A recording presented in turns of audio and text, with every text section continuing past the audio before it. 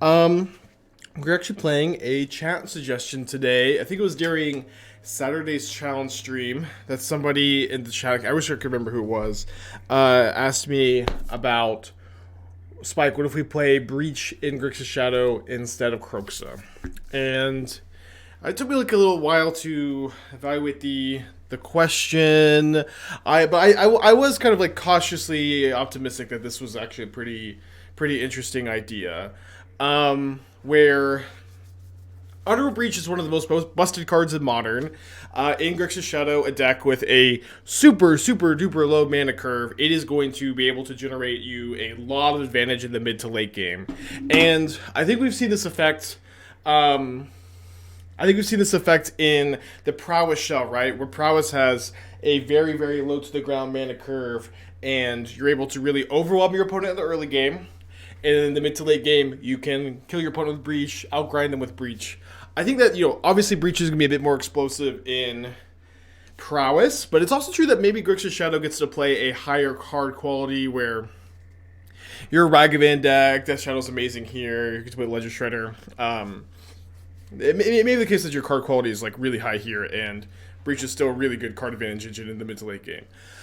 I did consider playing Breach at Murktide, since when Lurrus was banned, there was this whole like battle between Shadow and Murktide, because I think Shadow was better than Murktide before Lurrus was banned, and then Lurrus was banned, and the two decks were competing for like the best Ragavan tempo strategy, and I thought that Breach would just be a better fit there, but obviously with Murktide Regent being 7 mana Delve spell, there's actually a reasonable amount of tension between Murktide and Breach. So I started to build some like iconoclast blue-red shells with Breach that I thought looked kind of interesting. In fact, I think you could maybe play iconoclast over Shredder in this deck. I'm not 100% sure. I think Shredder fueling the Breach is pretty important too. But I ended up deciding that this was gonna be the better shell. After a little bit of work, I think that there could be some other deeper Breach shells. I want to say that this deck is also a little bit inspired by Young Dingo, who was playing like blue-red mid-range Storm, which was just a Ragavan DRC deck with like 4 mana Morphos, 4 Breach, 1 Grave Shot, 2 Rituals, 2 Baral. I thought that was kind of an interesting shell too. So that kind of got me a bit more interested in just like slamming some Breaches and some shells, because this card's pretty broken, and if you're playing DRC Bauble, like in Prowess, it's a pretty good fuel. Besides that, the list is not too different from previous Shadow lists I've played in the past. One big change is I'm playing the full 4 Lightning Bolts in the main. I think this bolt is much better when you have Breach in your deck, and I think go to max out on the bolts. I moved the Spell Pierces to the side to make room for these Breaches in the main. I think that's it. And obviously no Kroxa, no other graveyard cards. Yeah, there's a super qualifier today. If it was a Pro Tour qualifier, I'd be all over it. This is like a 9 or 10 round qualifier event for top 4 makes regional championships, which is like, it's obviously nice you get to do that from the comfort of your own home, but it's one of like the worst EV events I've ever seen, and I just don't have the energy for it today. Maybe Aquarium Cam. That's actually a pretty good idea. Fish Cam. I love it. I do not have the energy for that today. Alright, let's play. Oh, there's a Breach. Let's play a Shredder. It's just like, it's like 9 or 10 rounds. Top 4 is an RCQ invite. It's just not for me today. Yeah. I thought about playing it. I also have like plans tonight, so if I top 8, I also like miss my plans. So there's like a little bit of negative EV there, not much obviously. Okay, let me connive. So I haven't seen too many abundant growths after the Yorion ban. They're probably a 4-color deck. Let's go ahead and expressively iterate. Want to do this pre-combat so you can maybe deal a damage. I guess we can easily just go hand iteration, bottom shadow, exile shadow, and then probably just getting a second Blood Crypt to cast a 2/2 Shadow. I'm doing this for the Connive now. If they have Solitude, they get to 2 for 2 us, which is, you know, not the end of the world. So Bolt is better if they're on Risen Reef, but I think I'll just hold a Terminate for an Omnath. Bolt might be better against Teferi too. Perspiring Mike, thank you for the 20 months, appreciate you. Right, and no Solitude yet. Yeah, I may be on my just like, let's get Underworld Breach banned arc. Yeah, but yeah, this wasn't even my idea. This was a Twitch chat suggestion on Saturday. Just put Breach in Shadow, and the more I think it, you know, this I've said this a few times. When your ideas are just like, why haven't I tried this before? When someone gives you an idea and you're like, huh, like why haven't I done this? Those are your best ideas. Those are the best ideas you mess around with.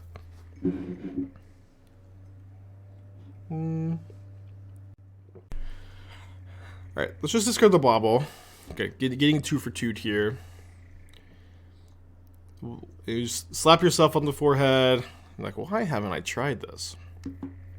It is very cool. We are just like passively filling up the yard with this Breach in the hand. Let's iterate. I'd like to find a land. I don't think I'm going to dash Ragavan too likely this turn. Okay, let's go Hand Drown, bottom Thoughtseize, exile Bauble, and then just cast Ragavan. Another Solitude on top, but that's okay, since if they want to pitch Solitude decks out Ragavan, we do not mind. Do not mind at all. I've also missed playing the Grixis Shadow Shell. This deck's, you know, we've obviously played a lot of it on stream. We were, we popularized Dress Down in it on stream, and deck is just very near and dear to my heart. And it was very sad with the Luris ban. It felt like there wasn't a super good reason to play this version, but after some evaluation, I think Breach is like much better in the shell than Murktide, at least in like the current builds. I think you could make some changes to make that not the case. One more mana, we could go Breach, Bolt. Ooh, counter spell. Or just pass back. Double Drown up.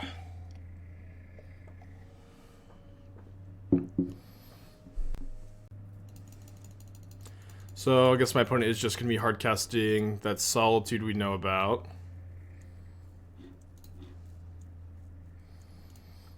And then I may be able to go Breach Triple Bolt after drowning the Solitude. Ice Fang, okay. Yeah, let's just go ahead and heat the Ice Fang. What's the 1 black mana return creature through a lesser graveyard? It's Unearth. I don't usually like to play Unearth in decks without like too many 3 mana creatures, because that's when you get max values, when you have 3 mana creatures. Okay, interesting. So they're banned Ephemerate Control with Ice Fang, Mulldrifter, Solitude. I actually love this. This is like that sounds like a very fun deck to play.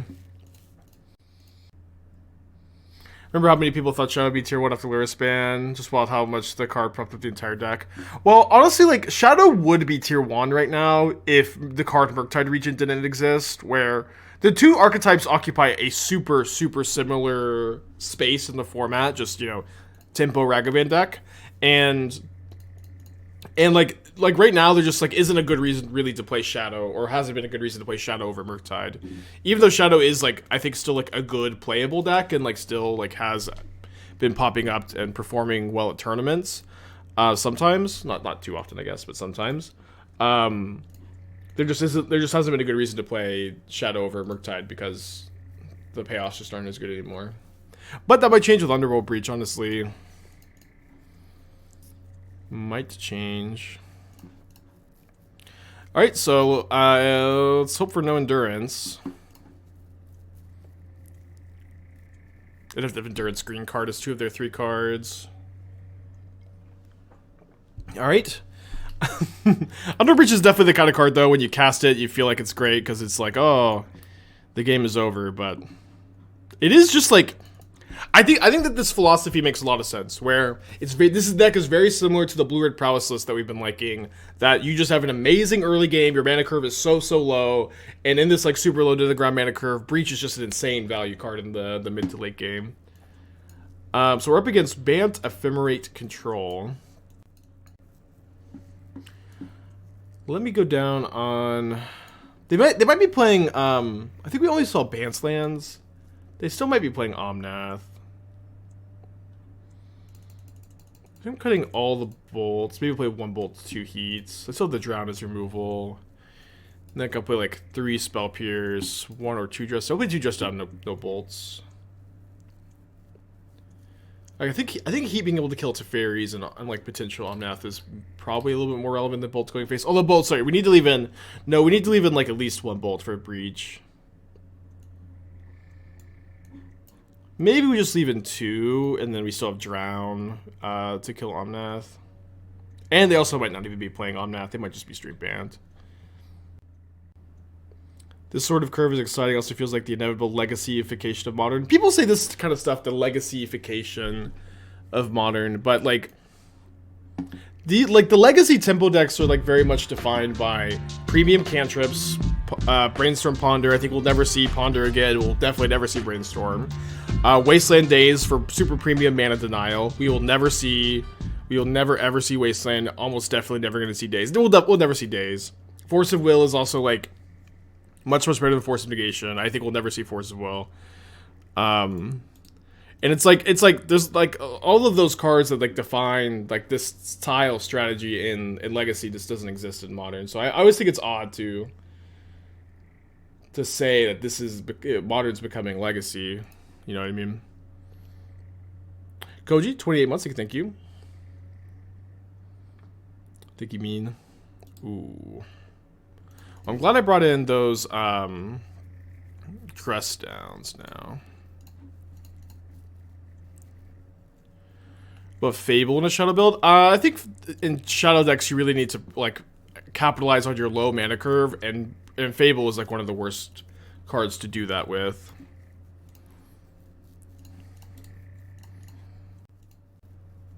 Modern just has better interaction. That's its legacification. I guess. I don't know. If you want to define it that way, that's up to you. I just feel like the comparison doesn't make a lot of sense to me, honestly. I mean, they're probably playing Supreme Verdict in their deck, but I think that like it's okay to commit into a Supreme Verdict on this board. Although maybe I'll just hold up Spell Pierce also. I mean, getting to double Connive is really nice. If they do have a Solitude, it's just a 2 for 2 if they don't have Ephemerate. Meaning it had better interaction than before MH2. I guess. Sure. If that's how you want to define it, again, that's fine. That's up to you. Let me discard a Breach, maybe. It's a lot worse with the Sanctifier in play. But I just don't feel like... I feel like it's a stretch. Where, like, to me, Legacy is not a format defined by this vague concept of good interaction. To me, Legacy is a format that's defined by, like, super premium 0-mana interaction, which I guess you could maybe argue it, but, like, the incarnations are not on the level of, like, Wasteland Days, Force of Will. You know what I mean? But you could probably argue that. But it's also, like, hyper-efficient fast mana, which Modern does not have. The hyper-efficient fast mana in Legacy, like, Dark Ritual, Ancient Tomb, Lotus Petal, the Spirit Guides. Like, these are format-defining cards I think we will never see in Modern. Okay, Supreme Verdict obviously, like, hurts, but getting that Sanctifier and Vec off the field is good as well. But, again, you could really say whatever you want and, kind of make it sound good, too. Alright, let's go hand, bottom, exile. I would have liked to keep up the... Drown this turn, but I think that we have to, especially after the Verdict, we have to take as many iterations as we can get. We may only get 1 card out of this though, but that's okay. What is Lightning Bolt good against here? Teferi? I guess it's actually kind of good for the Breach too. How do you play around Chalice on 1 and 2? You freaking like Spell Pierce or Thoughtseize those cards or lose, you know what I mean? And you also, you know, I don't know. Those Chalice isn't like not very common at the moment. Some decks play it, but Chalice on 1 has always been really, really good against Shadow too, you know what I mean? It's just sometimes you have cards that you're really weak to. This was not my beat Chalice of the Void metagame deck. Ooh. They're playing Witness too, that's cool. Get back Misty and not Sanctifier. I feel good about that. I think I'm being confused with what I'm saying. I mean, most people constitute Legacyification, addition of Evoke Elementals. Maybe pictures and equal Legacy. Yeah, I agree. I don't know. It's only super semantic-y, and this kind of like dialogue tree is. I guess I should probably have. I mean, no. Let's prioritize Banner Mana than being able to play a land off iteration. Hand Drown, cast Thoughtseize. Yeah, I can take it. 3 more damage. It's fine. It's like it really feels like you could just kind of like argue your way. They're playing Recommission. It feels like you could argue your way into like any of this stuff making sense, but for the most part, I disagree with the idea that Modern is becoming like Legacy light. I think the formats are super, super, super different. And if anything, like Legacy is like becoming hard to identify even with like the supplemental sets always making their way into the format. Thank you, Andy, for the Twitch Prime. Would you still play Shadow Dot and Blue White Shells? I mean, I wasn't the last time I was playing the deck. I would sometimes, I guess. I would sometimes play it still.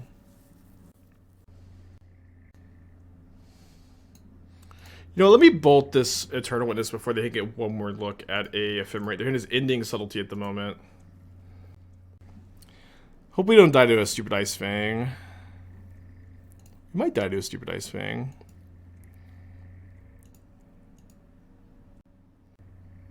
They mind getting more powerful as people's legacy. Yeah, I think so. I think again. I don't know. To some extent, it feels like a Reddit comment. You know, like there's a lot of things like in Magic like that sound true. Oh, Modern's becoming Legacy light. Upvote. But I just don't think it's true. Upvote. I also really hope we never see Initiative in Modern. Initiative or Monarch, I think, would both be really negative additions. Let me drown this now.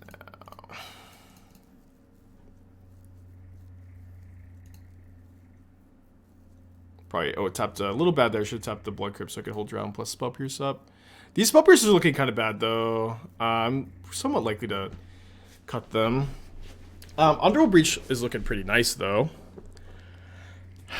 I'm a bit worried about just dying to their subtlety that I know is in their hands. So let me maybe wait a turn and hope that they just run out the subtlety. They're in a subtlety Prismatic Ending Mystery card right now.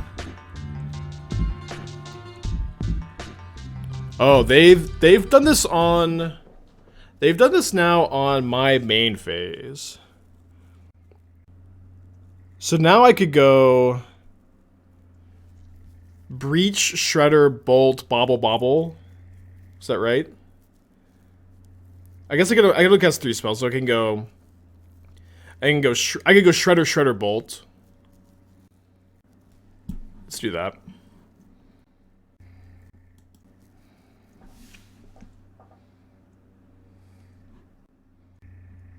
And then having 2 pierces in my hand to loot away to the Shredder seems pretty good too. Oh no, sorry, I can't go double Shredder. Obviously, can't go double Shredder. 1, 2, 3. I can play 1 though. And they might want to ephemerate this subtlety. We could bolt in response. Can get rid of 1, 2 iterations. Maybe I'm supposed to Bauble first? No, I don't think it actually matters. I guess I'll just Bauble twice.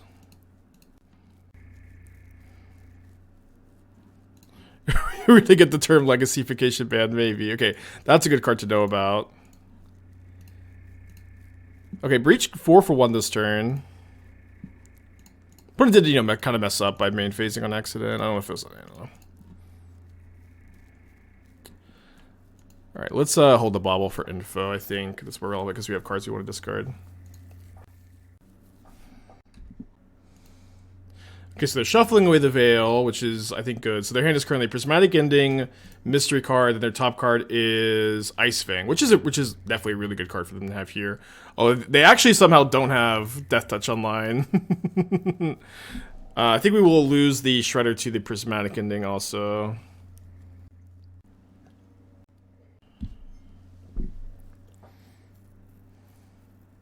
Solitude. Okay, Solitude now, Ice Fang on their turn.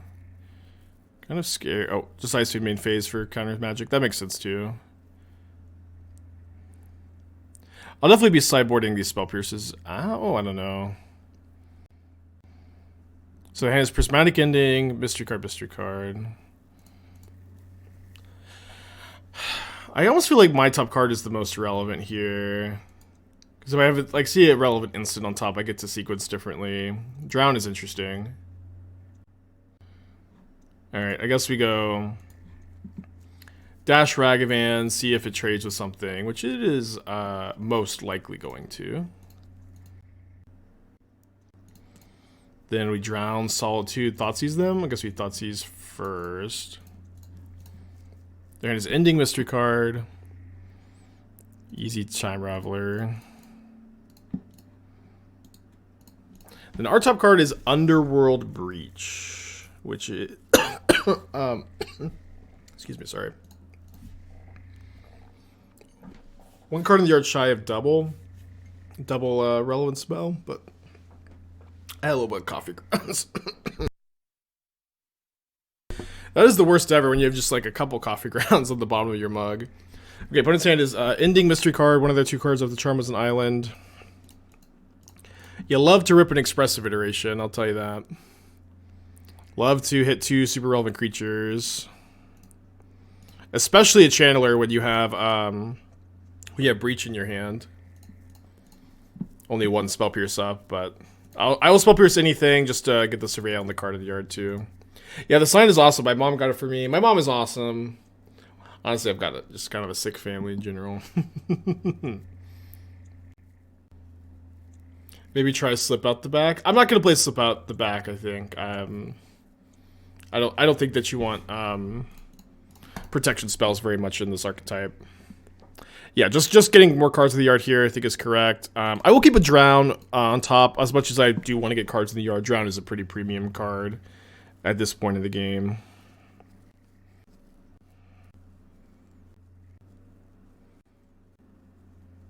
They have another Solitude. I really, really wanted this Channeler in play. I'm up to 5 though, so that's some stuff that's some life to work with.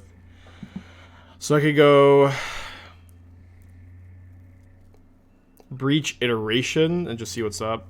Kind of like that. I think I leave up the Steam Vents because I can still fetch Swamp and Drown after maybe. I have a Drown in my hand, so I could probably exile the one from the yard. Let's go Thoughtseize.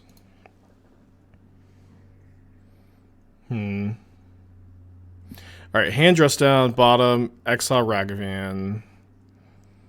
Cast Bauble. Leave the Iteration in the yard. Look at their top card. Supreme Verdict, sure. Yeah, Breach is this new Snapcaster, huh?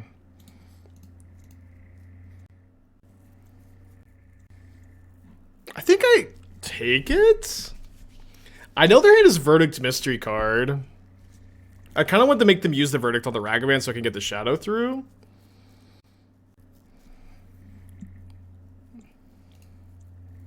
I could just drown the Solitude, maybe. Have obviously like a lot of really cool hits off this Ragavan right now. That's kind of one of them. Let me drown the Solitude on their upkeep.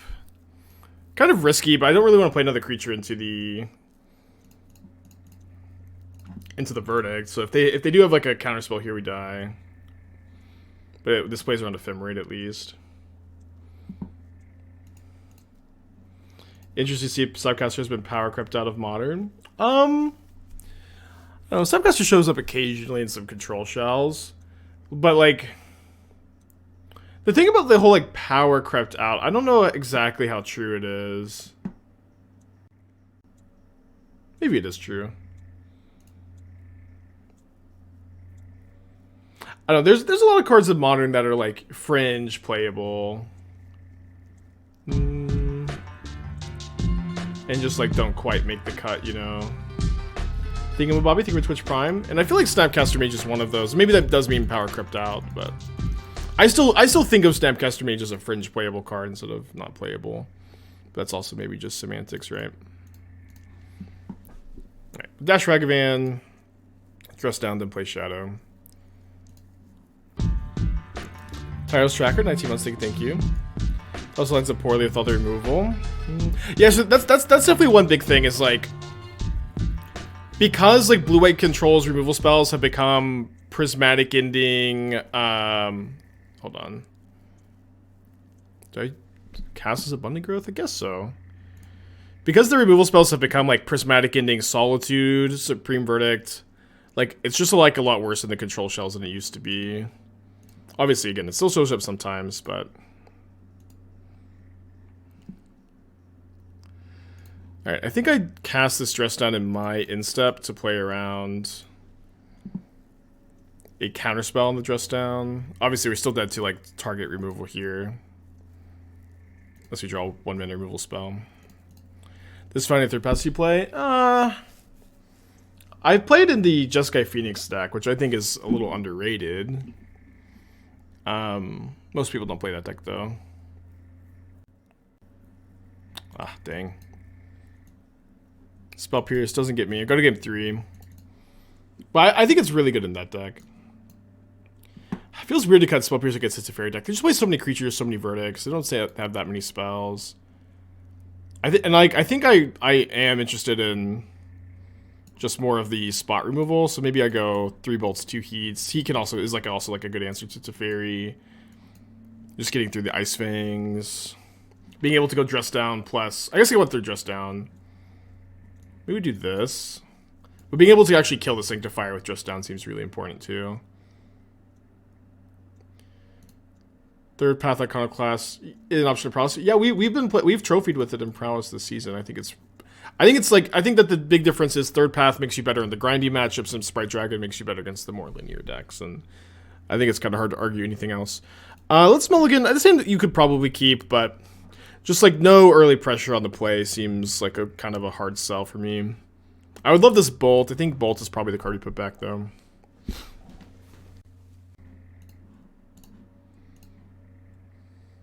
Do we know they have ending? No, they used that ending a while ago. We knew Verdict, and then I think it was Verdict mystery card. Is Lingering Souls viable in Modern?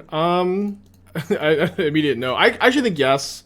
Caleb D had like this really cool like Lingering Souls heavy Bitter Reunion shell, which I think was a really creative way to like make the creativity deck better against Murktide, which is its weakest matchup. I do think that Lingering Souls is like, you know, there's some cards in the format that are like really only good against Murktide and not that good against like a lot of the rest of the field. But I do think that Lingering Souls is it's a sideboard card I've played in like Smallpox against Murktide too. It is like fringe playable, but it's a card I have like sometimes. How do in the challenge? I think it was 3/2 stop or something. Maybe I think 3/2 drop. Yeah. We had some like rough matchups where we beat Glimpse and we beat Titan, but then we got paired against Red Green Valakut, which is just like not that beatable. I did punt against it too. I did also punt. I technically had another turn. I didn't realize I had another turn. It's kind of a painful fetch shock here, but I think I just want good mana. They have Solitude. They'll pad my life total with that. Okay, I guess we discard third Dress Down, which is pretty telling that I just have another one in my hand. Huh. What do I do about this? This is a very interesting Thoughtseize. So, like, one thing about, like, leaving them with the Witness is it makes a top deck Ephemerate so scary. Yeah, let me just take the Witness. And I think I'm going to hold this back to block, actually. Can I have a viable Coco deck in Modern? Yeah, you can. The Bant's Coco deck that I played a lot of. I think this deck's really good. I'm going to return to it on a day where I'm stuck. This is currently one of my, like, prepped, like, circle back to this list. I need to work on the list a little bit more, but this is a deck that I think is, like, actually very good right now, since they're, like, Hushbringer is back fallen out of popularity. But I think this deck is really good. It's in the Stream Decker. There's a lot of content around for it, actually. You're just done for Wit? No, I don't. They're just gonna cast the. Oh, they can't cast Witness next turn. Oh, they couldn't cast the Witness this turn. Sorry, yeah, I should have definitely taken the Charm. For whatever reason, I was thinking that this filter land let them cast it, but that's obviously not the case. Okay, drawing a Swamp, I'll definitely tap like this. I really want to put that Breach in the hand. I guess I do. I guess I just go hand, bottom, exile, and then end of turn dress down. Maybe I should have put the Drown into my hand to kill the Sanctifier. I was reaching for it. This is our first match with it, but it's been really good.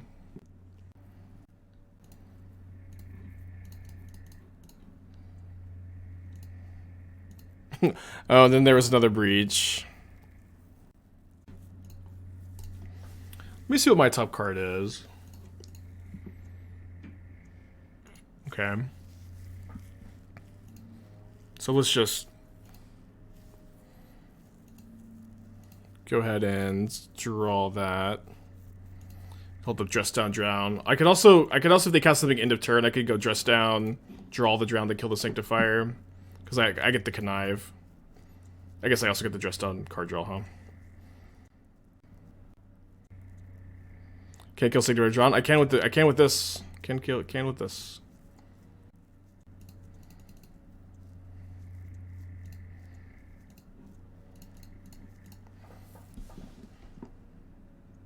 All 3 dress downs cast. Weird game so far. Glad they cantrip.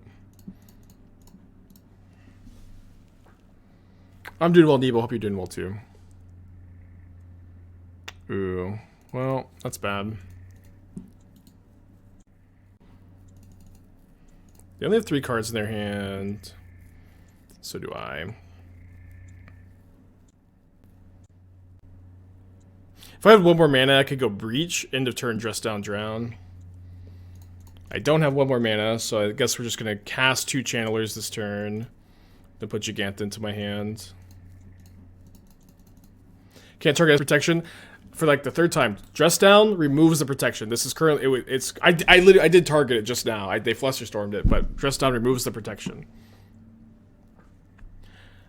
Can breach down? Oh yeah, I guess the dress down was just still in play. What am I thinking? The dress down was just still in play. Oh no. Obviously. Sorry, chat. Yeah, I should just breach down, especially with 2 in the hand.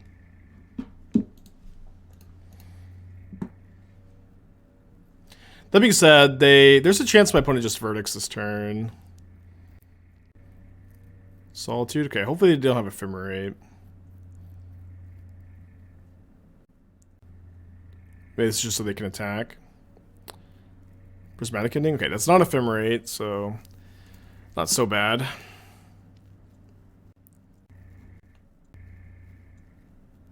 Okay, that's great. Great hit. Great pickup. So we go Breach, dress down, bolt. And I think I want to dress down on my turn so I can maybe trade Channeler for Solitude. Since I don't have to attack if there's a dress down in play. Graveyarding literally any card here, of course, also. So I suppose I need to be casting Bauble before I go dress down bolt. So let's Bauble first. A couple times, maybe. We may only have enough times for 1. So Bauble again, exile, drown, dress down, drown. Then I can go Surveil, another card in the yard. Then dress down. Yeah, one mana short of killing both creatures. I actually made that, like, did a very similar math error last time. Okay, so now I see that my opponent has Prismatic Ending on top. This means that I'm not going to be able to make the trade, so I'm going to go ahead and attack instead of leaving the Channeler back to block.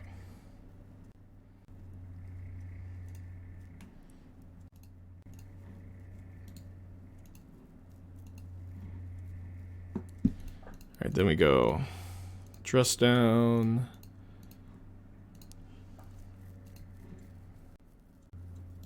We have another breach we just want to be graveyarding. Ooh, pretty good pickup. And then we'll crack the Bauble on their turn for info. Yeah, breach is just so good. I think this is a really good change. So their hand is now Prismatic Ending, Mystery card.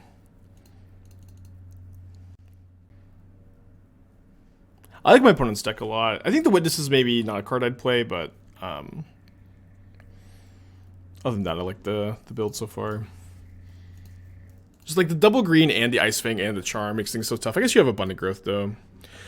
Why not dress down in instep? I guess what is so different about? Oh, so this doesn't have lifelink on their turn. I guess that is better. Yeah, I guess that's better. Just start off with this.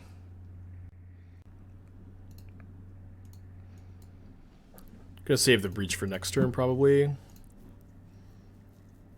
There's a dead card on top of my library. I think I just am okay losing the Scalding Tarn. Still have the basic Mountain as a fetchable. But it's got no cards in their hand. What's crazy is we just breached and now our graveyard is also just like full again. Our graveyard is just we have 9 cards in it after breaching to I think 1. Okay, so that can give me Mountain. I think I'll just go ahead and fetch the Mountain now, so that my mana is a bit easier and I'm more likely to hit spells. And then we're just gonna I think save the breach the next breach for next turn. And the Bolt should stop me from any of their flash creatures killing me. Solitude, Ice Fang, Subtlety. Although they would have cast Solitude or Subtlety already.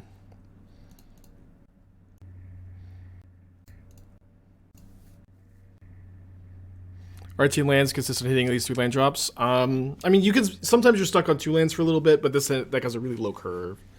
I've played a ton of Shadow. I know that most Shadow players play 19 lands. I personally am like very, very firmly in the... Maybe I should bolt them. Sorry, I personally though am like very firmly in the 18 land camp and have been for a long time.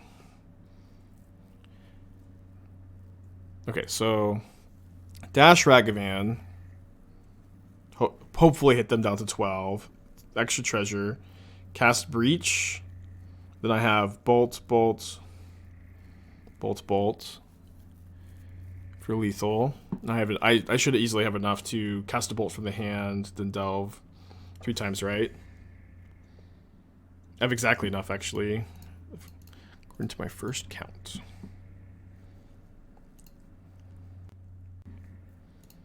Yeah, you know, what's funny about imagining Lurrus the Breach is, like, you could, like, what's cool about this build is you could have just done this when Lurrus was legal. You could have built, like, exactly the same list, or almost, I guess no Shredder, but, it would have been very close to the same, just no Shredder. Or, when was Lurrus banned? I think Lurrus was banned pre-Shredder. But it is always cool when something like this happens, where things are just like not done. And I really think it's cool when an idea like this just seems so obvious and I'm like kicking myself for not trying it earlier. And it wasn't even my idea. This was a chat suggestion, actually.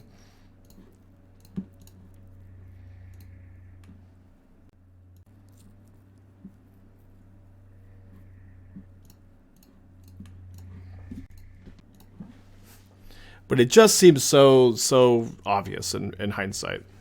Which are always, those are always your best ideas. The ideas that just seem obvious. Those are your best ideas. This hand is good if either Ragavan connects or we draw a land. And even if Ragavan dies and we don't draw a land, we get to play turn 1 Ragavan, turn 2 Channeler, turn 3 maybe Bolt, upkeep, Survey. I'm going to keep on the play. I'd probably mulligan this on the draw. We played any Enigmatic Fires? No, I don't think so. I've seen the deck a little bit. It seems fine. It's also a deck that, like, these, like, you know, slow Yorion toolbox decks don't excite me that much. I think the deck's, like, fine in Pioneer and, like, pretty bad in Modern. Especially with Yorion banned.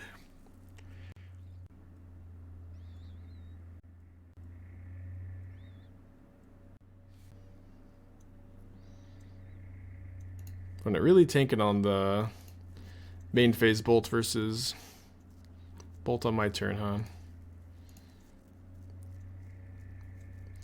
Alright, so step 1, hit them with Ragavan, fail. Step 2, draw land, fail. Against Murktide, I don't know how aggressively I can just afford to bolt them, so I'm hoping they just play like a Ledger Shredder, no Bauble here or something. That's close enough. Think Mom Elish will be a decent card in Modern to stop elementals. If any, no, I don't think so. I think that card, like, the more I think about it, the more, like, it is actually really resilient to a lot of removal in the format, so, like, it doesn't get heated, bolted, pushed, solituded, leylined. There are still, like, some things that answer it, and it's a 5-mana card, but if anything, like, it goes in the elementals deck. It doesn't stop the elementals, it goes in the elementals deck to double up on the triggers. It could be like a 1 of tutor target. I know we had a day where I was like, oh no, never ever play that card, but after a little bit more reflection, it actually almost dies. It doesn't die to very much at all, because it doesn't get prismatic ending to almost ever. It doesn't get bolted, heated, pushed, solituded, leyline binding. It's still 5 mana. Still 5 mana, but I could see it like as a 1 of tutor target in elementals. Dusk 3 months, thank you. Yeah, it's like Terminate, Teferi, Time Raveler, Archon of Cruelty, attack, not ETB trigger, which is relevant against a 5-drop. Like, a lot of times you just attack with Archon instead of ETBing. Our full bolt's mandatory. Again, the Grixis Shadow players love to stay up all night debating the 1-mana removal spell split, and it's always kind of tedious whenever you play Grixis Shadow to like have the 1-mana removal spell convo. Ragavan sniping the land from top. However, I think that is now no longer as true, because when you're playing Breach, I do think you want Bolt as often as possible. You want to be able to go Breach, Bolt, and close out games as often as you can. So for the first time in a long time, maybe ever, I'm not just super bored of the 1-mana removal spell and Shadow split. I also am a Shadow player who like really does. It's another Steam events, gross. I'm definitely a Grixis Shadow player that prefers Bolt to most of the other removal spells in the format. As like, it's a combat trick with Shadow, you want to be an aggressive deck in a lot of matchups. I typically play 3 when most Shadow decks play like 1. Am I going into SCG Con Jersey? No, I'm not. SCG used Bauble to deny Ragavan Steal. Yeah, I should have used it already. But I was thinking I could block and like get sneaky Delirium, but obviously the Delirium is pretty clear. Should move your neon sign without my head blocking it. I'll figure it out. I just set it up this morning. I might switch the Jade Avenger in the sign, but I just set it up this morning. You can see it when you raise the standing desk though, although maybe not when through me. So draw Steam Vents and draw another card, hopefully a black land, huh? Oh, mission accomplished. My opponent definitely has counterspell up, so let's make them counter on their turn, not my turn.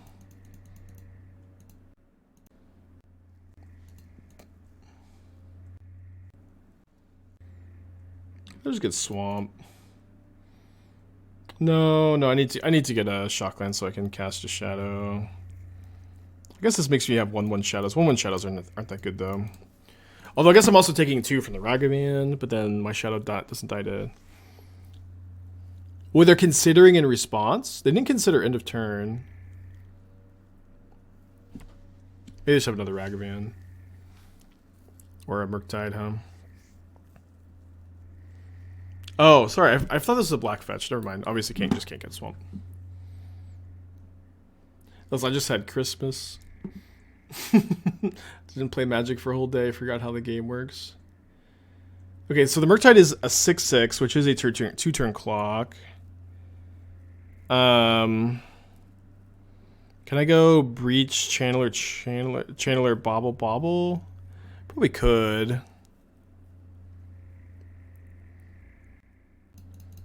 think I'm just going to cast Iteration, look for an Unholy Heat. I have 2. Obviously, they could Spell Pierce this. They didn't have Spell Pierce last turn, though. Okay, so let's go Hand Shredder, bottom, Exile Tarn. We can play a Death Shadow that doesn't die to Lightning Bolt. Oh, it's only a 5/5. Okay. Can play Death Shadow that doesn't die to Bolt. They can hit me for 5 down to 4. And then I shock down to 2 potentially, but then I die to Bolt. But I have a couple options to deal with this next turn. I could potentially, if it depends on how many cards are in their yard, but I could go like Breach Drown, I could go Breach Bolt. I could just play Shredder, Bolt, Shadow, try to protect just try to chump block. Boom, so let's again think of the 13. Why aren't I playing the Super? The Super is like one of the worst EV events I've ever seen. It's like 9 or 10 round event for top 4 qualifies for the regional championship. It's like there is some days I would have played in it. Today I have even like plans after the stream, and so it's like it's just not worth it to me today. If it was a Pro Tour qualifier, I'd be snapping it off. It's just not, and maybe next time.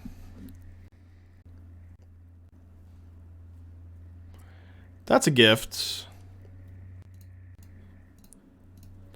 Yeah, let me just play this Shadow and then play Tap Steven so I'm not dead to a Lightning Bolt. Is Infernal Grasp too expensive for Shadow deck? I think Terminate's better than Infernal Grasp. Like right here, if this Terminate's Infernal Grasp, we're at 2 and all of a sudden we're dead to a Bolt that we're trying to play around really hard. And that kind of stuff happens a lot in my experience where you want to be able to play around it.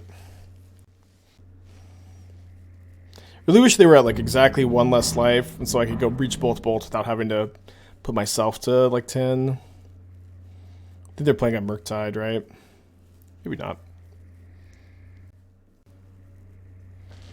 Huh.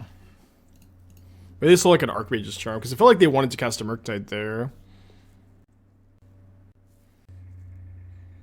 So I could go Shredder, Thoughtseize Bolt, and die to a Bolt myself. I'll probably just go attack for 9, see if my opponent does have the charm.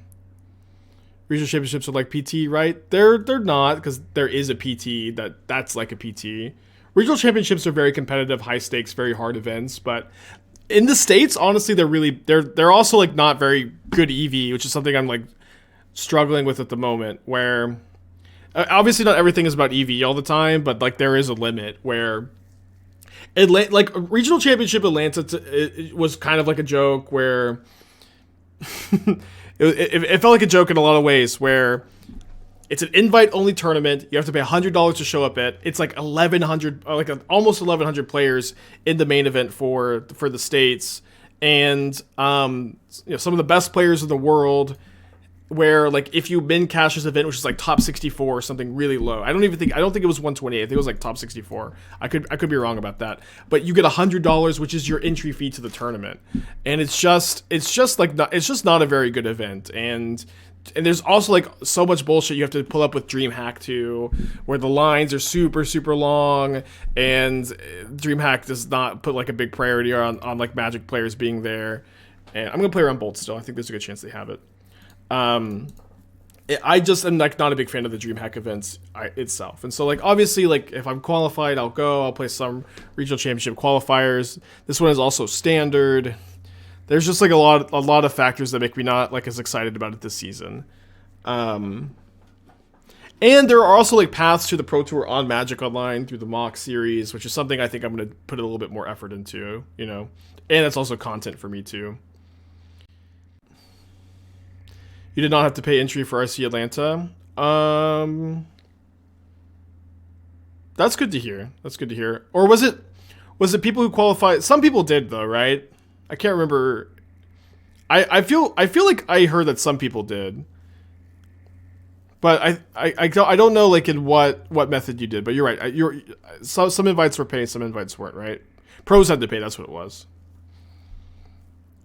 You had to pay for Canadian RC. Yeah, it's just like, I don't know. The organization could be a lot better. It's still like competitive Magic, which we haven't had in a long time, and that's awesome, but it could be better than it is right now. So I'm going to go for Breach Terminate here. How did we win this game? We missed our second land drop for like 2 turns in a row. Well, I guess the game's not over. I'm officially not celebrating opponent. Well, starting to celebrate.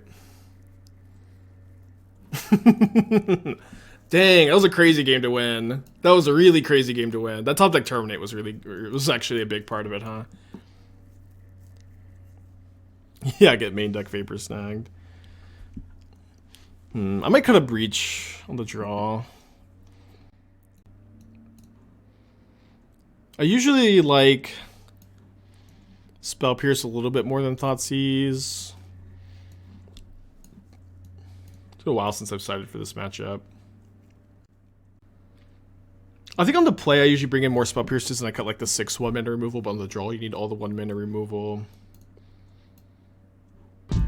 Oh, you can cut a Shadow on the draw.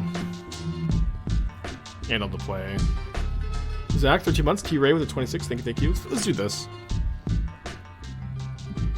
Yeah, was it you, Magical? I can't remember. I said there was a chat suggestion on Saturday. It was probably you. Let me see if I can scroll up.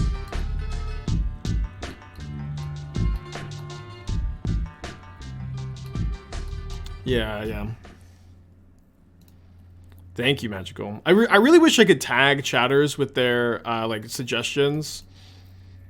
You played RCQ, that's awesome. Yeah, when you said it on Saturday, like I was really thinking like a lot about it on Christmas Eve and Christmas, and the more I thought about it, the more I liked it. And I tried it in Murktide, I tried it in a couple other shells, but I think Shadow is like where it makes the most sense because your curve is just so low. And you don't really have other cards besides Kroxa competing for graveyard slots. I think you have to keep this hand. Hard matchup to mulligan in. Could be weak against turn 1 Ragavan, but sometimes you just have hands that are weak against turn 1 Ragavan. Okay, Mire on top of my library. Another Ragavan on top of their library. Let me get a Blood Crypt here. And then crack the Bauble again just to get max chances at a removal spell. Yeah, I'm also happy the old border baubles in paper. I bought the old border foil baubles, but they actually are kind of... Oh. Okay, punish for getting Blood Crypt. They're actually kind of, bindy, surprise, surprise. Mine's a little different. Yeah, every Shadow deck's like a little different. Okay, no Jegantha is magic. Peace of love. You should play Jegantha. In any deck that Jegantha is just either the 15 sideboard slot or something else, you should play it, in my opinion.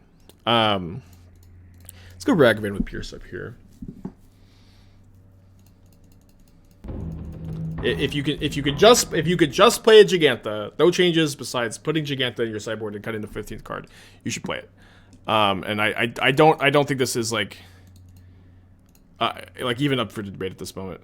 I found Brotherhood End, Voidwalker, and a Cyber Bet on this card. I think you would Dress Down over Brotherhood End. I think with Dress Down you don't need Brotherhood End. Voidwalker is, I think, like or worse than Hearst too, but that's at least an argument. That is other changes though. That is other changes. So like that's fine.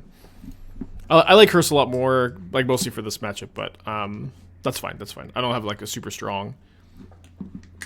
As long as you're playing cards that meet the requirement. But honestly, like even game 1, like you're missing out on the companion, which just is frustrating. Is Breach just better than Snapcaster in most decks? I don't know. I would say in most decks, but not control decks specifically. Okay, so I know my opponent's hand has another Ragavan and 2 mystery cards. I feel like if I block this Ragavan, they just play another. I'm not in great shape. I could block the Channeler. I think that would be fine.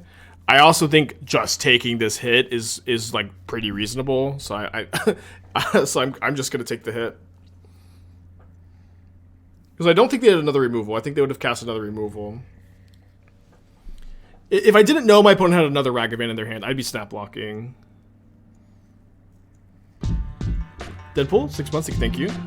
You saying looks good? Yes. Shout out to Mom for the new background sign.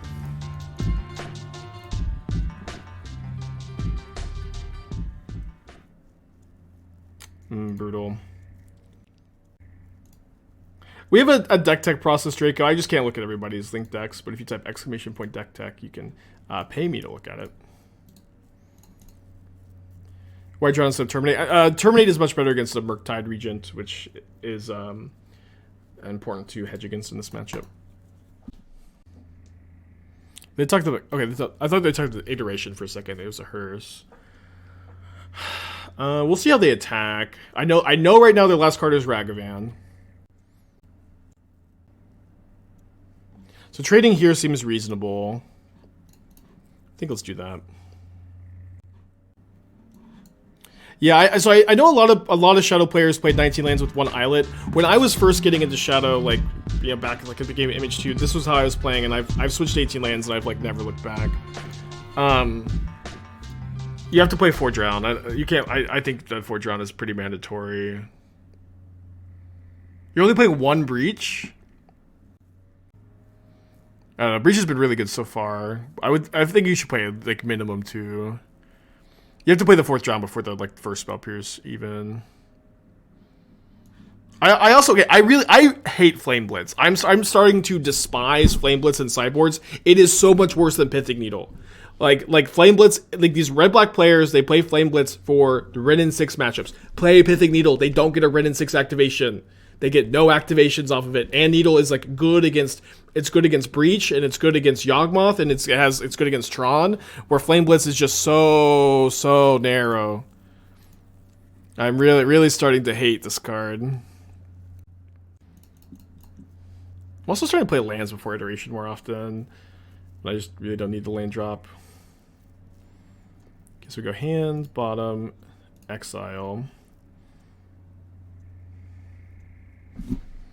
Okay, cast this. Yeah. I it's not like a personal attack or anything magical, but I just start to see it. I just hate that card. Breach lets Grixis stick around for 2 less. And just black-red. I don't know. I don't think so. Is that how it works? I think maybe is that how it works?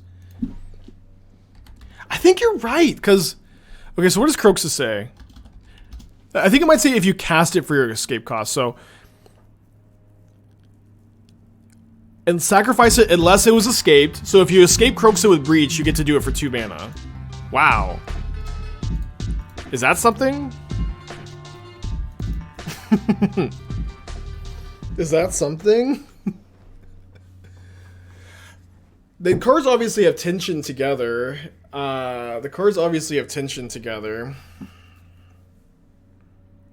But they also now have synergy. You'd probably have to be like a Rakdos DRC shell or something with Breach, but I don't know, I don't hate it. I really don't hate it. Okay, so on the play, I think you play 3rd Pierce over 4th 1-mana removal spell. Actually, I think Bolt is better than Heat, too, because you can kill Shredder on turn 2. And, like, you have Terminates and stuff for Murktides. This is actually, like, a hand that's so much better on the draw than it is on the play, but let's keep this.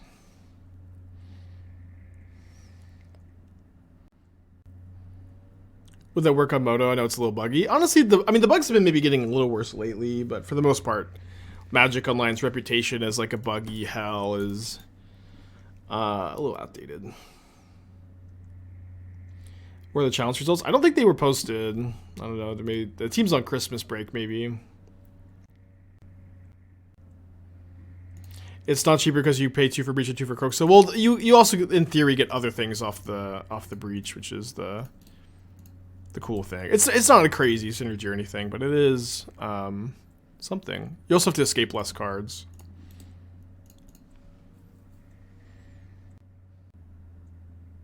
As far as not being drowned, I found they were a little clunky at times due to Murktide domain ring around, couldn't hit things I wanted.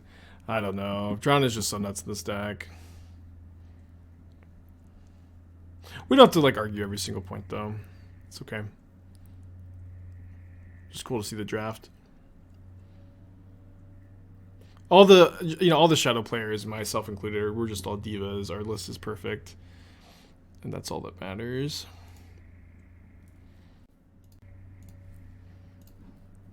Well, get that spell pierce, I guess. Oh, never mind. Not used to the spell pierce not being there.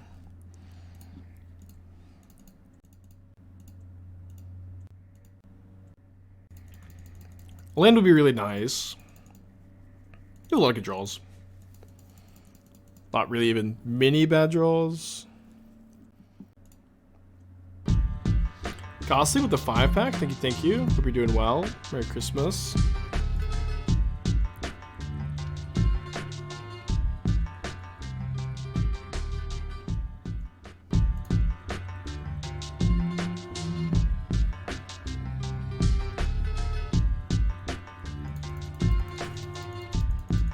So we're looking for a land, DRC, Ragavan, like something to do with our Blood Crypt and hold up Drown, or just land. Another Shredder is kind of awkward. Maybe I'm supposed to just play a Shredder here. I think I probably am. Do you ever play Enjoy Stream Cube? Yeah, I've actually been streaming some Cube lately, but I do like Cube a lot. Okay, deck for Gosling too.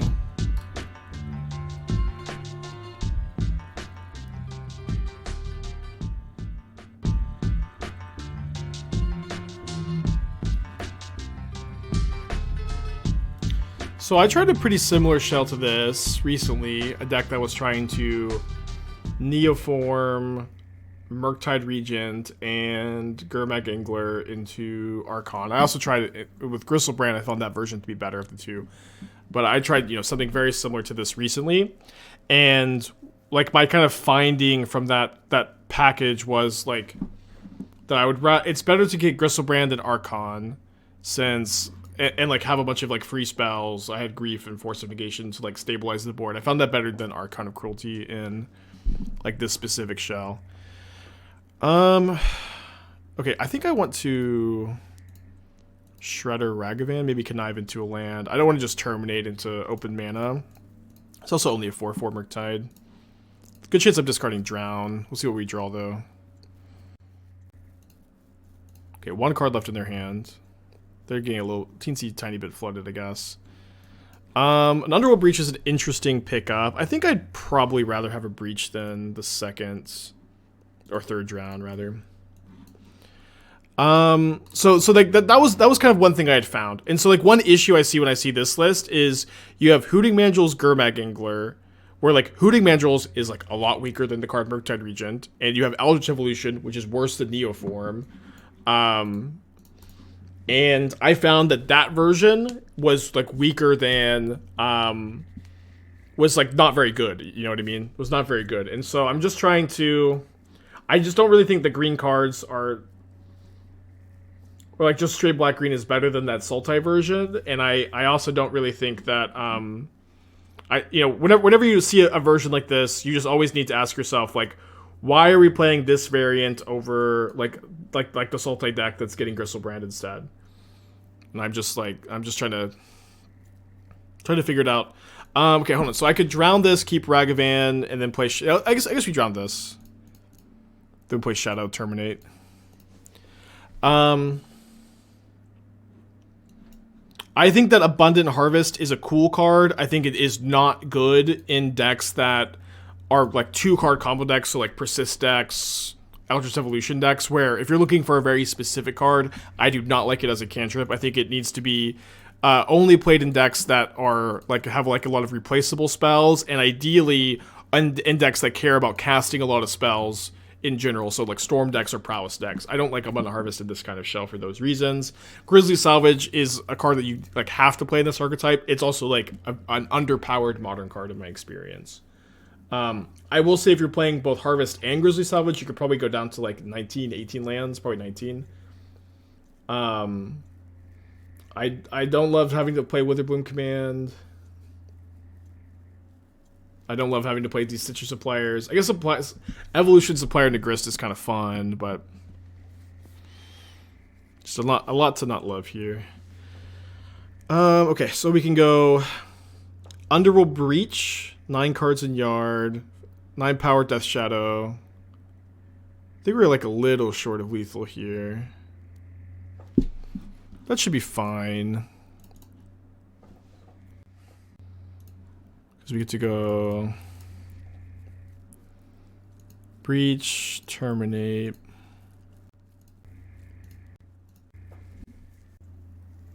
Yeah, I think I'm just like a card in my graveyard short, 2 cards in my graveyard short of being able to double bolt. Oh no, I just single bolt. Just single bolt. For reason I thought I had to double here. Okay, Breach is very good. It's just kind of a silly magic card. Good. Yeah, Breach triple channeler does sound very fun. So we are 2-0, 2-0. On the draw for a new match. I think I'm just going to keep this, put back a Shadow, and keep triple Bauble for maximum chance to draw second land. Is Basic Mountain a necessary concession to burn decks? I play Basic Mountain because sometimes I have a red fetch land and I want to fetch a painless land. I think that like managing your life total in your Death Shadow deck is super important, and playing the Basic Mountain is a big part of that life total management. I know that Basic Mountain is not played in all of the shells, and like it's tough because I've played without the mountain sometimes, and there's like plenty of times I've missed the mountain, and there's times when I've played with the mountain and I haven't loved the mountain. But there are also plenty of times I've played the mountain and been very thankful I have it, that it is just a painless red source to get with a red fetch land. I think that people tend to overthink it. In my experience, playing it outweighs not playing it, and it's really like not much deeper than it's better to have it than to not have it. But if there's any archetype of players to overthink everything, it's maybe this archetype. Do you or anyone play Blood Moon and Shadow? It's not very common to play Blood Moon and Shadow, especially with no basic island. But I think I've maybe seen it once or twice. I don't think it's very good, I should also say. So let's get this Channeler down before my opponent Merfolk Tricksters my Ragavan here. What's my favorite opera?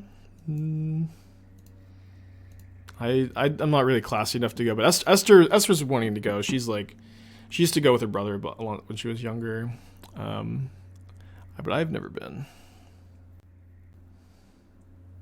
So I'm hoping that they attack and I'm able to surveil a sorcery creature or enchantment, or I guess that's it, with the DRC trigger to like eat a Merfolk here.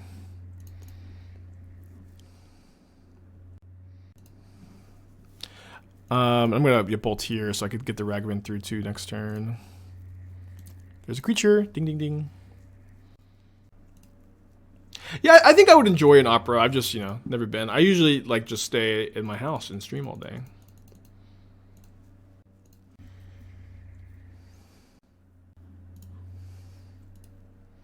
I might force some negation this. Let me keep that on top.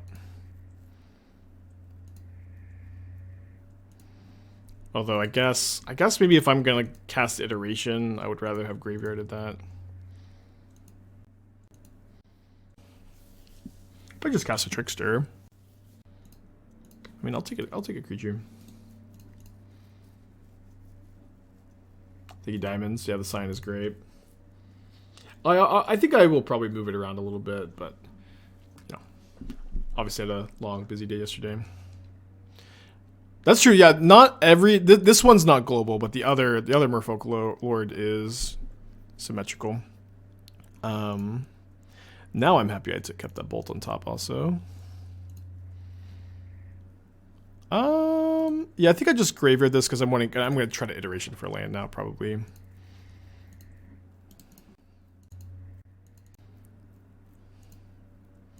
Ooh, wish I could cast that Master of Waves. Yeah, I think I just graveyard. Didn't find a land. That's okay. We kept a one-lander. Hard to be too upset. I mean, this breach is really crazy, even only on 2 lands, which is funny. Oh, I should have exiled the other breach instead of the shadow, but I mean, my opponent may just be dead no matter what, especially with this Waterlock Grove, just like passively dealing them like 3 damage over the course of this game. What's my stance on symmetry? Should WotC use it more? I don't have a strong opinion. I think that they should be like not have a hard stance, and they should use it when it makes sense and not use it when they think it doesn't make as much sense. Dresden's okay against them. It's not amazing. I think that these Thoughtseizes are not amazing either, though. So maybe we're like just 2 Dresden, 3 Terminate. Seems fine.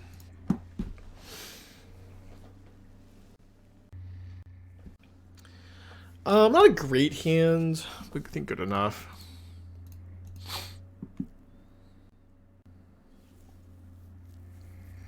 No, I know that I have 2 shadows in my hand, but this is going to be definitely a match or a game where my opponent could just totally get a big board that I need to be able to like absorb a hit, then untap and play 2 shadows or something. And especially with the iteration, I can just play a little bit of a longer game. Does Breach feel like a good enough substitute for Lurrus? No card is a substitute for Lurrus, not even Jegantha. But Breach is good. You know, just like when you get out of a long relationship, you should not be looking to substitute your old partner for a new one. You should be looking for a new partner that's going to improve this new person that you are, make you a better version of yourself than you were with your old toxic Lurrus ex-boyfriend. They don't attack. I think I'm just going to Ragavan Terminate this turn.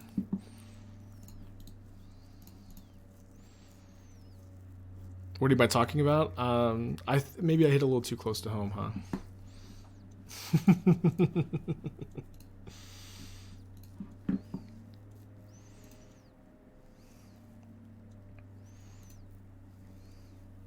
So I know they have Tide Shaper in their hand.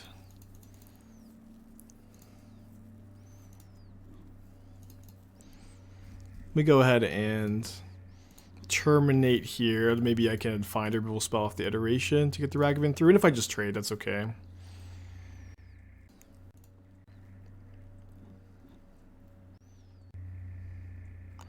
Okay, so I guess we'll just go Terminate, Shadow, Shadow. Are we on Breach's insane card that should never have been printed about yet? I mean, it should never have been printed, absolutely. It was just like, what was so dumb about Breach was like, it was not a standard card. Printed in a standard set, a card that would never ever see any play in standard, a card that would only be broken in older formats, and that's exact. And like, I remember reading it and like, I thought for sure I was missing something, and like I think a lot of players thought for sure that they were missing something.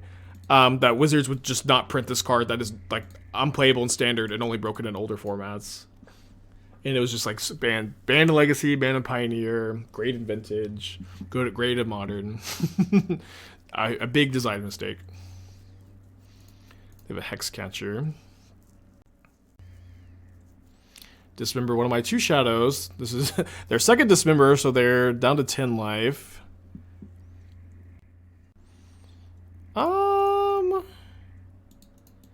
I guess I'm going to iteration before I Shredder. Alright, pretty easy hand, bottom, exile into play the lands. Attack with both and just play the Shredder post-combat. I'm at this point happy to trade Ragavan for something. Oh no, do they have Trickster? They do have Trickster. Still, I think just going to be okay to trade.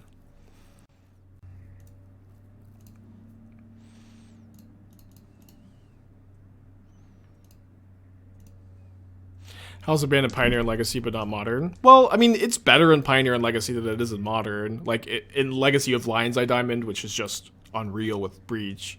It's just, like, actually Black Lotus. And,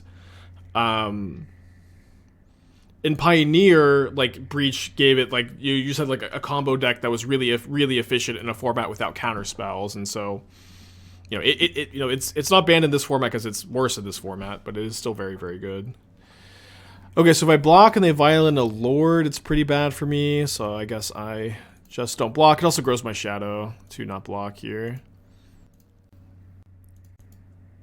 Thought maybe I should just get a tapped red source. Oh, draw a red source is kind of cool, actually. Okay, so let's go cast Breach. And then, so I'm probably going to terminate this. And then hopefully draw a spell. No, I guess I'm going to be one short of attacking for lethal, huh? Alright, so let me just cast a shadow first and see what happens, what I draw.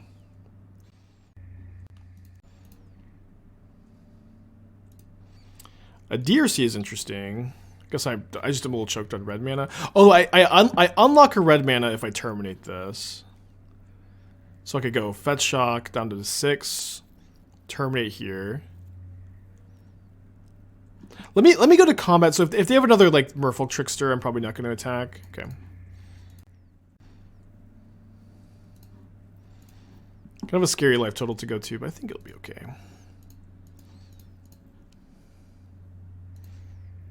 Oh, maybe I'll play Ragavan instead of Channeler because I'm losing Delirium. I think that makes sense.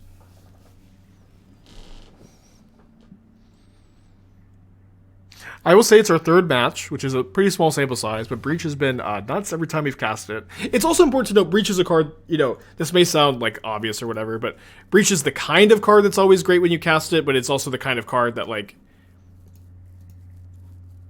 you know, can be like a little bit more. You don't want to play 3 copies or something, but kind of hard to evaluate. When it's sitting in your hand, you kind of forget about it sometimes. They do have a Trickster. So we're dead to a Island Walking Lord right now. And they don't have it right now. But now we're dead to, well, we already knew about this. We're dead to any other Lord, right? Yeah, so another Hexcatcher or Glassable Mimic does it. But they have to have it right now. They have to have top decked it. We're dead to a Trickster. We're not dead to a Dismember. Yeah. They had a lot of outs there. Sylvoon. Yeah, so we just block here, kill him with the Shredder. Good game. 3-0. 3-0.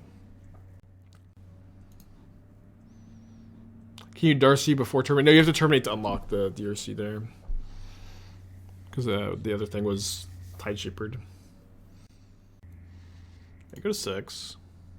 Go to 5. I'm definitely putting back a land. Might put back land bolts. No, I'll put back the land breach. I mean, the breach is like good, but I think we can hopefully just find another one. It's not one you want like super duper early. We have the iteration to recoup the card advantage. Living In probably. Living In is a matchup that I usually think is bad for Shadow. We do have a lot of counter magic post board. Let me play the Channeler in turn 1. Brought a Mold of 5. Yeah, this was the Neon Sign was a Christmas gift from my mom.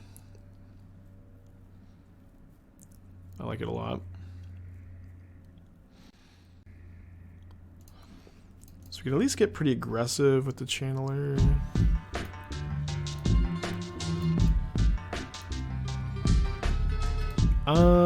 I think I can get Delirium if I keep this on top, but I have another iteration in my hand anyways, so we'll just take a bit deeper. Potentially putting creatures in the graveyard will be relevant here also.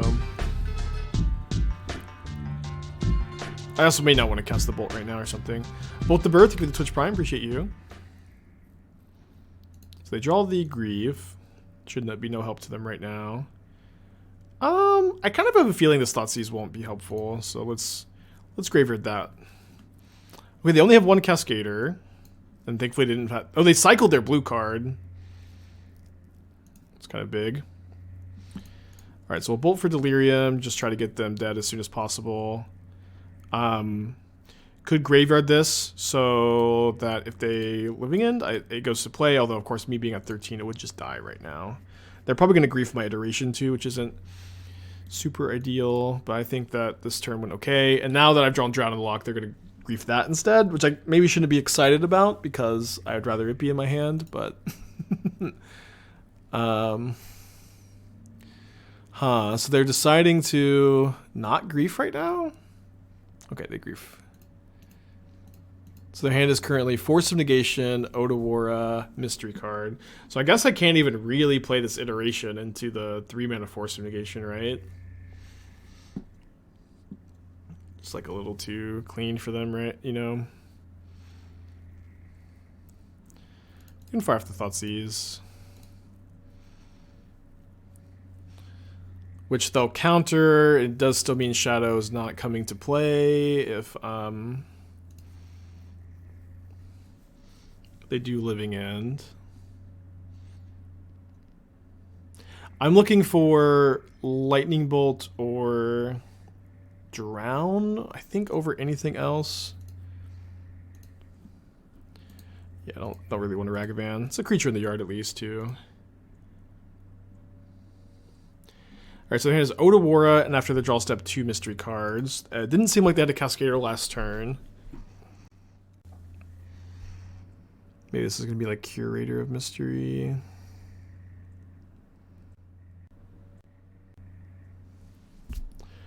Really good top decks.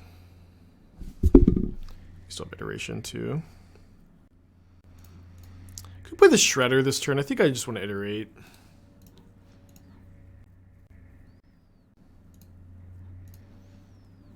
Alright, so we'll attack for 3. My opponent will definitely block.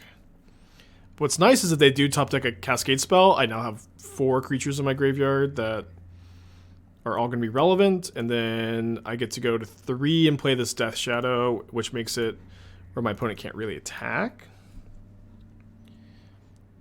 I guess they have the Otawara, so they could attack, but they probably won't want to.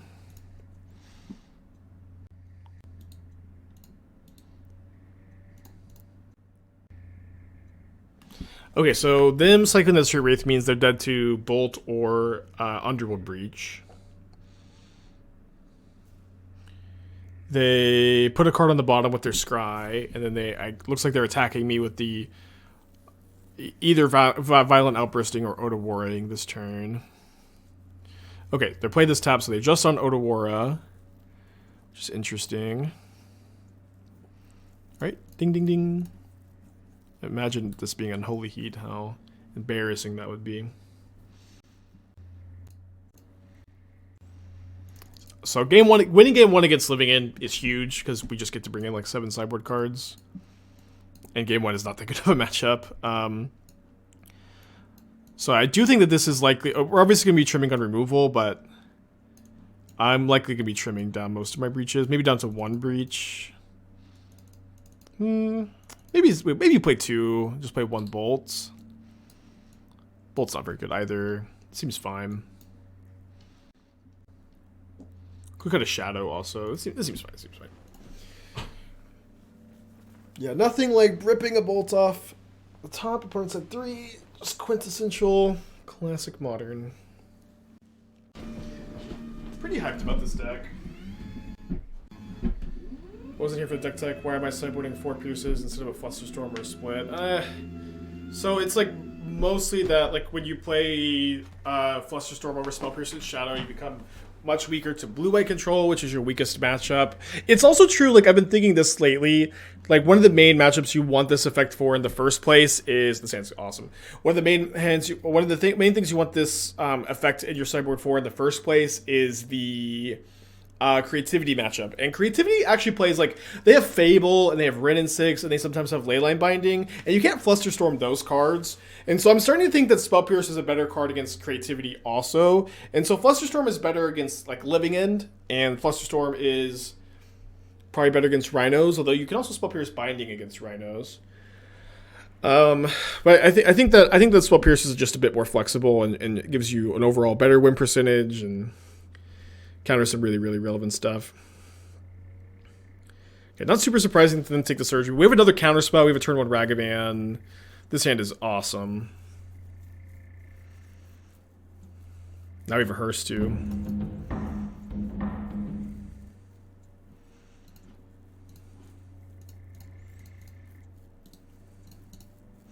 Flusterstorm sucks, Lamau. Yeah, you could also phrase it that way. Flusterstorm sucks, Lamau. It doesn't though. I played plenty of times, but I think in specifically Shadow, I like to hedge towards Pierce usually, and this is something like I did this in Pioneer recently too, but like to some extent, people like have an aversion to playing more than three Spell Pierces in their deck sometimes. But I think I just want to jam the full 4. Grief would be nice to hit here. It's fine. Curry, thank you for 12 months. Thank you. So they have, you know, land plus Cascader plus 2-for-1 protection spell as exactly their 4 cards here we could get got. So that'd be either Grief plus Agent or Violent Outburst, or Force of Negation plus Violent Outburst plus blue card as their exact 3 cards right now, plus the land. That would be bad, obviously, but sometimes bad things happen. We have game 3 on the play also. Happy anniversary again, Curie Magic. Sniping Violent Outburst from the top, maybe.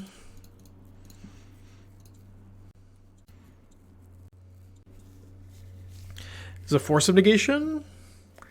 Oh, just a concession. Well, you love it when it's just easy, huh? Okay, deck has been great so far.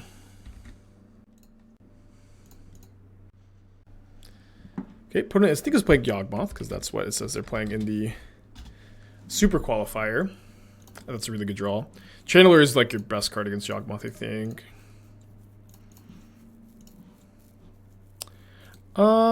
I think just a form of interaction next turn, especially one that helps fuel the drown, is going to be valuable. Also helps with Delirium. I mean, if I have Graveyard, it would help with Delirium too.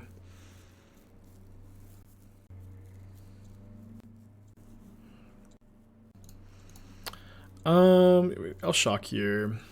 Get Blood Crypt.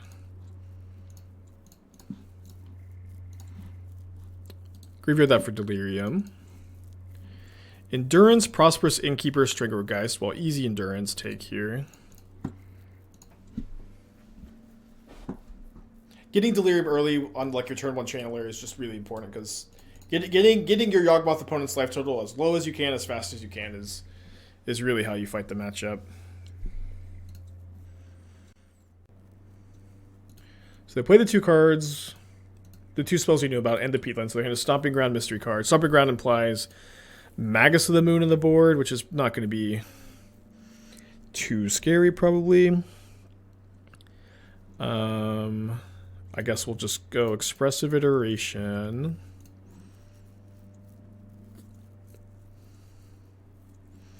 Keep the Lightning Bolt on top. I kind of want to play Shadow this turn, but...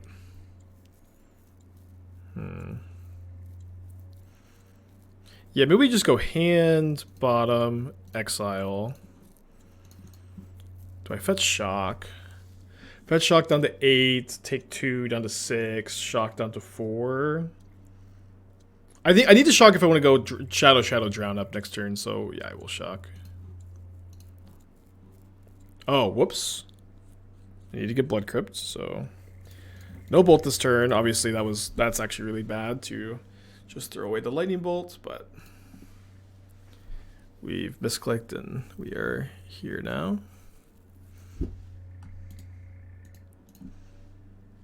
Yawgmoth feels unbeatable as Grixis. I'm not that scared of the matchup, really. I don't think it's great, but... Okay, so they still could have quartered for 4 here, but obviously with the Innkeeper in play, it's much worse for me.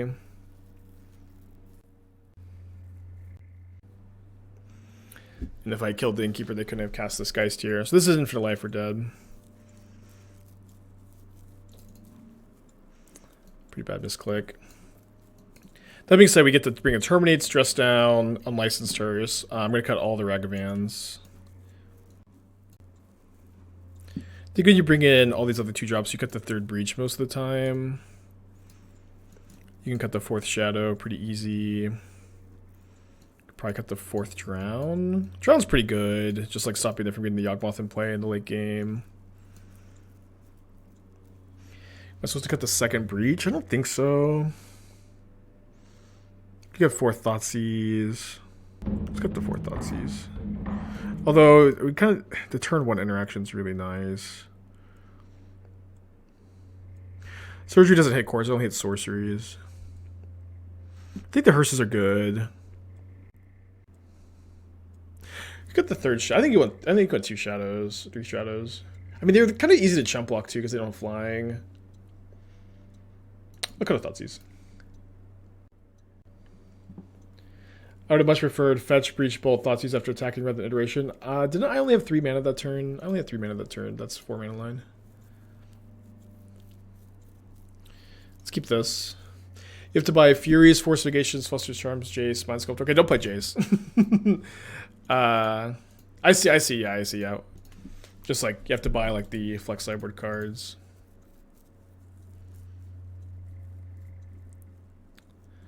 Okay, Bauble first. I think we graveyard that.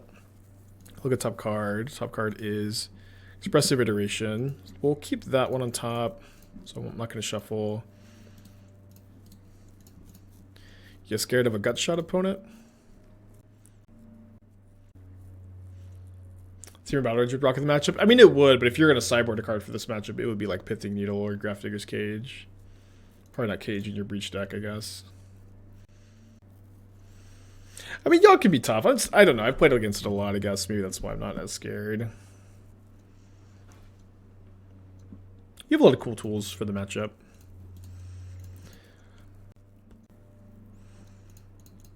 I guess there's the Hearse Drown tension in this matchup, too. Graveyard that for Delirium. Alright, let's go Hand Heat. Bottom Drown. Exile here. I think I'm just heating the Goose.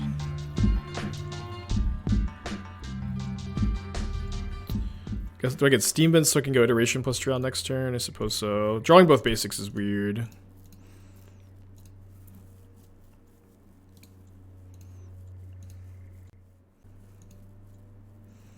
We can heat the wolf and hearse it. Yeah, but we can hearse the wolf whenever it dies, so I think it's better to kill the mana this early. Like right now the wolf is just not very good because we have the hearse in play. Is Yogg now playing Goose? They used to play this like in the back of the day. I don't think it's good to play it, but it's actually not like that weird. Like they used to play one copy as like a court for one target that like gains you life. I don't really like it, but it's not out of the like that out of the ordinary, you know. Like here, I think I'm just going to heat the Wall of Roots. Maybe I guess I could do that on my upkeep.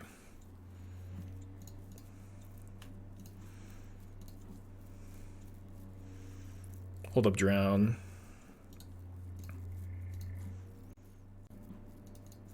Yeah, my opponent's also playing Goose, that's right. Or not Goose, Stomping Ground for Magoose. So I could drown the Geist and then exile it right now. Not eating Goose end of turn. No, I'm not, because I have Drowned Loch in my hand, so I'm trying to keep their graveyard full for now. Right now the hearse is just like Undying card checker. Alright, let's counter this. Keep that on top. And then, like, I don't want to exile my own yard because of the breaches. So, like, there's maybe a chance we're just not supposed to be playing Hearse at all. Just being on counter magic as Graveyard Hate, and, like, we have enough cards for the Murktide matchup. Could play, like, a Needle on the sideboard. I think Needle's, like, really good right now. I've been playing a lot of that card. So I've graveyarded Watery Grave. I still have one more Watery Grave and 2 Blood Crypts in the deck. There's a Blood Crypt right there.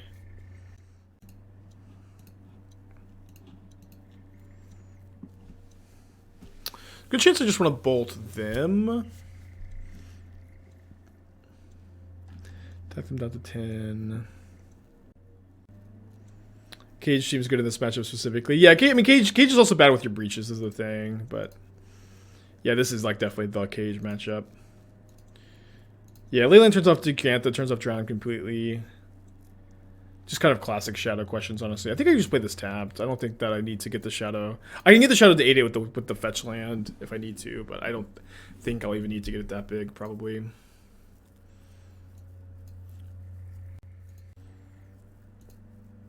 Could bolt the Geist into turn. And then use the Hearse. I think I'm doing this like mostly because like the Surveil matters a lot. Just like being able to find a relevant spell. Clear another land from the top of the library. 18 lands, by the way. All really relevant.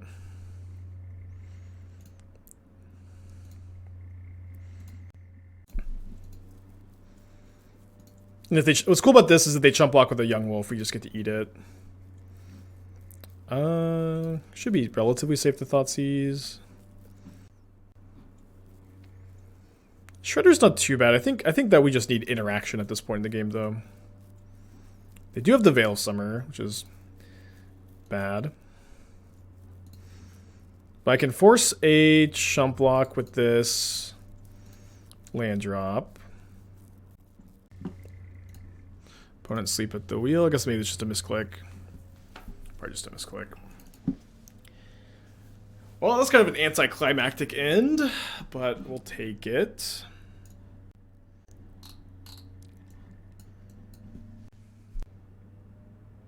I think I'd like my sideboard plan. The Hearses are obviously like we're a little awkward that game, but I think they're still like still bring them in, and then maybe for the next league we end up cutting them.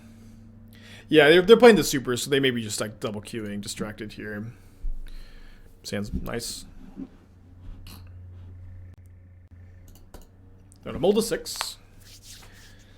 A lot of, yeah, his hand's good against mulligans.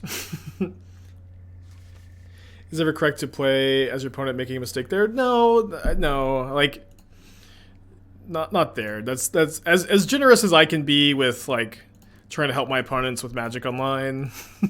It's way too generous to just not fetch and shock your opponent and kill them there.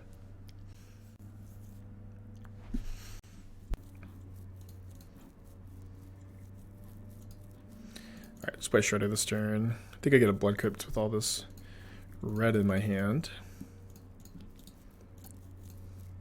Did I know how to play Super today? Not really. Like like as cool as Premier events are, this tournament was like really, I think, not for me. It's like 9 or 10 rounds for an RC invite. It's, you know, it's just too much. All right, let's try to find a land. Okay, cool. Key part of playing this deck is hitting your lands off iteration. I think I'll hand the Channeler. And then look at basic Mountain. Yeah, Mountain is really nice when you have it. Just eat the Blood Artist here. It's a good pickup. Our hand is all really good. I could discard the Breach. The Breach is really good in this hand too. I don't have a Bauble at the moment though, and I'm probably just not going to want to tap out too aggressively. And then attacking with the Shredder is interesting. Down to not 10, go down to 8. I think I can attack. Again, you need to pressure Yawgmoth's life total. The Channeler also gets to check the guy's next turn. Yeah, so it's like 9 or 10 rounds, top 4 makes an RC. That's for 9 or 10 rounds, 300 plus people is playing all day. Just not for me today. The day after Christmas, and Maybe next time. Alright, so I think we'll just go Channeler, hold up mana.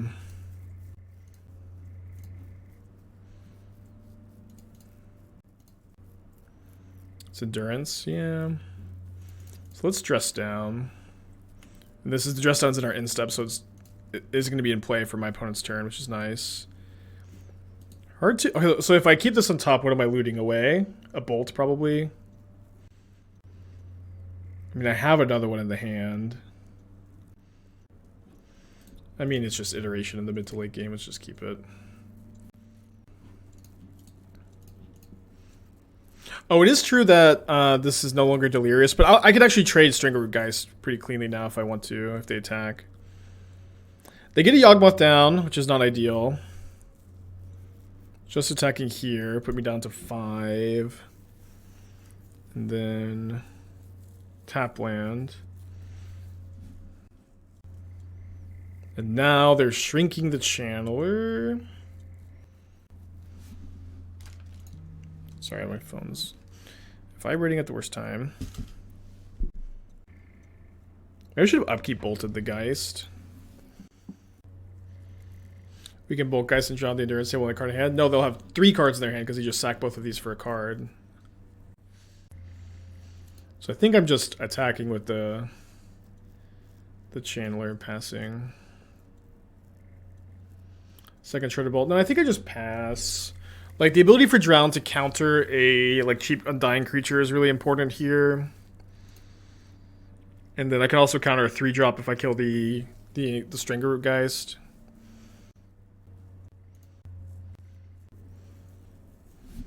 Okay, so we can go Bolt here. They'll sack the Geist. Land on top is interesting. I think I have to keep a land.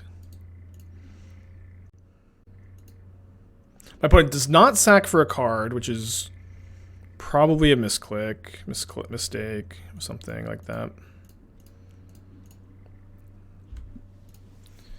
Oh, and I have misstacked these triggers where I know I want this on top, so I basically lose a Surveil. If they cast another spell, I get another Surveil though, which is nice.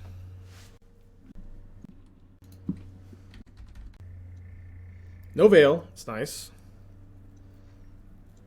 Wall of Roots, so I get another Connive. Easy discard. Put on by Floated Mana and sack the Wall of Roots now. Probably what I would do. Oh, the Shredder is interesting. I guess, yeah, I don't know if I would have targeted the Shredder there. Maybe I would have. Hearse is interesting, so Hearse can maybe like break up the combo. They only have 1 card in their hand. I think I'm probably supposed to just start off with an Expressive Iteration. Try to find a Terminate, Drown, or Heat for Yawgmoth, or maybe just Dress Down.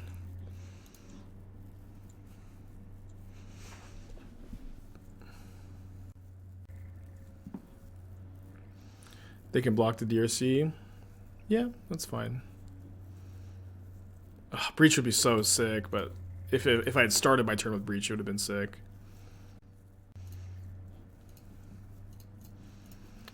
Okay.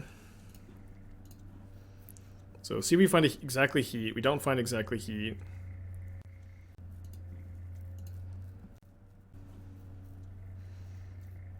So now I guess I attack with both of my flyers, play the second Death Shadow, and hope. Opponent is double queuing.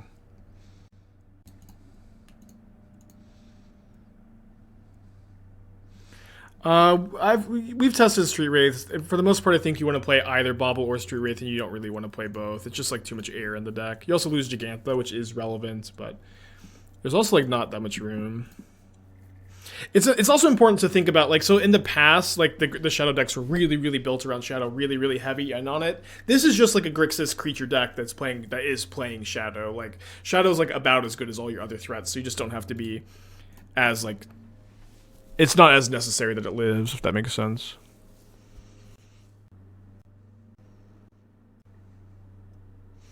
They're just passing. So I kind of like just go Channeler, then cast Dress Down. If I don't connive into something more relevant. This way they can't like reset the Geist and Undie, and then my Shredder will be a 6-power creature. They'll basically have to block it. And then it'll also leave me with 2 attackers, 2 blockers. Very tense moment. Okay, so it's Graveyard the Hearse. Now I guess we cast the Bauble. And like maybe if I can Surveil into a Drown, I'll hold that up and like hold up that plus Dress Down. Should EOT the Dress Down? Maybe. Should I think? So it's a tough game. We're definitely ahead. We're definitely ahead. I guess I could just respond. I mean, Shadows are lethal without Dress Down anyways. I can just respond to the Endurance sack on the Geist if I want to. But maybe I just Bauble myself, and if I see that I have Drown on top, I probably just don't need to cast this Dress Down. Okay, don't have Drown on top, so this is it.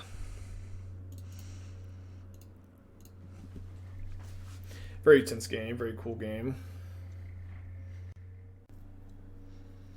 Okay, so if I do cast the Dress Down, they go Endurance sack on the Geist. I cast the Dress Down.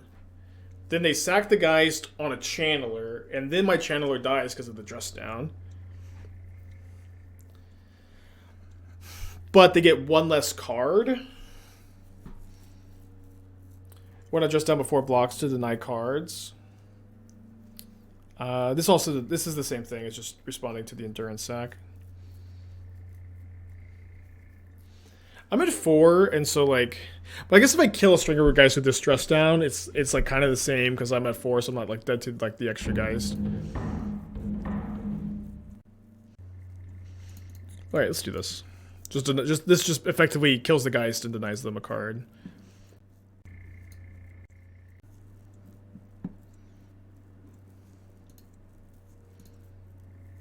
Doesn't Shadow die if you Dress Down? No, if you Dress... we don't have a crazy Nombo in the deck. If you Dress Down, Shadow becomes a 13/13. Probably draw another one. That's why it's in the deck, or part of the reason. It used to be in deck it back in the day. But now they have no board, and we have a big board, and we have 4 life, so we're not dead to like just a Geist or just a Yawgmoth Messenger or something. Probably playing Channeler post-combat would be better. Well, playing both main phase gives me a Surveil to like maybe do something else, is why I play both pre-combat. We 5-0'd though. We 5-0'd. That was sick. 5-0'd first league with, not this deck, but this deck. Very exciting. Breach was good all league. Breach was good all league. We played against what? We played against...